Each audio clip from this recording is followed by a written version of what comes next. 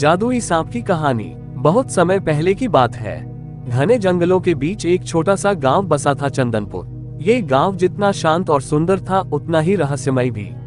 यहाँ की मिट्टी से अजीब सी महक आती थी और रात होते ही जंगल की तरफ से फुसफुसाहटें सुनाई देती। गांव वाले कभी रात को जंगल की ओर नहीं जाते थे क्योंकि वे जानते थे वहाँ कुछ अलौकिक है। इस गांव में एक अनाथ लड़का रहता था, आशीष, जिसकी उम्र लगभग 14 वर्ष थी।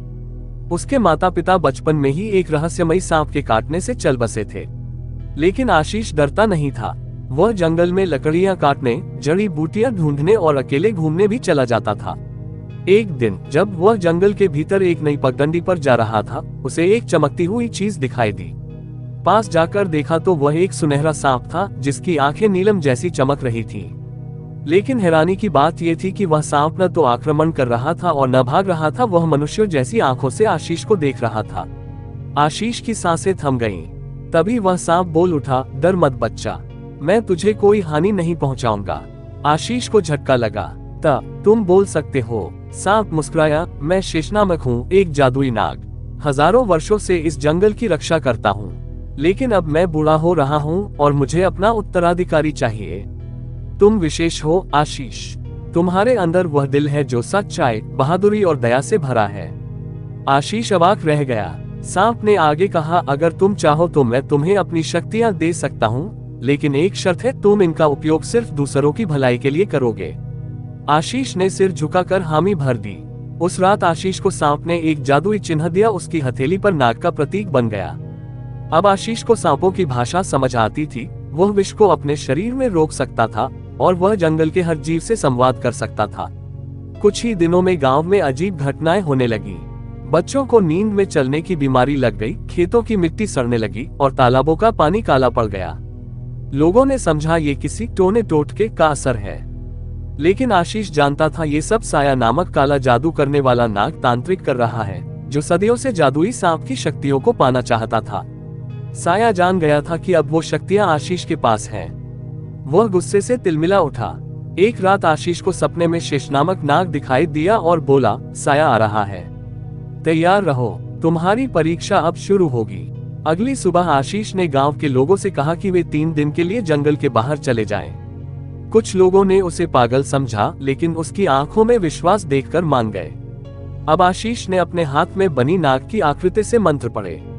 जंगल की हवाएं तेज हो गईं और एक चमकती तलवार जमीन से निकल आई। नागवज साया ने काले धुएं में प्रवेश किया और आसमान में उड़ते हुए बोला, बच्चे, तेरे जैसे कई आए और चले गए, मेरी शक्ति के आगे कोई नहीं टिक सका।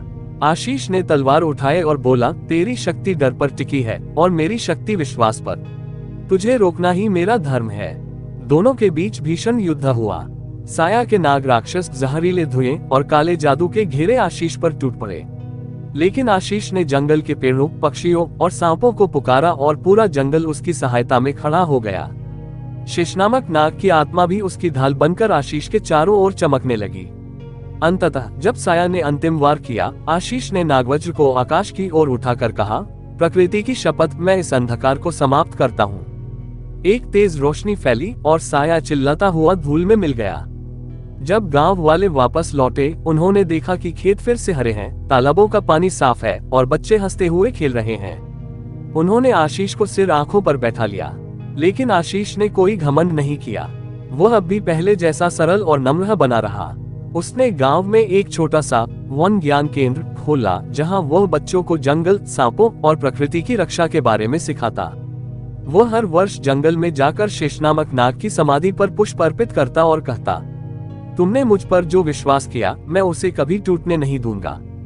कई वर्षों बाद जब आशीष बड़ा हो गया और गांव का संरक्षक बन गया, एक दिन उसकी बेटी नंदिनी जंगल में खेल रही थी। तभी उसे एक चमकता हुआ छोटा सांप मिला, जिसकी आंखें नीलम जैसी चमक रही थीं। वह सांप बोला, डर मत बच्ची, तू विशेष है। इस कहानी से हमें ये सीख मिलती है कि सच्ची शक्ति न डर में होती है, न जादू में, बल्कि दया, साहस और विश्वास में होती है।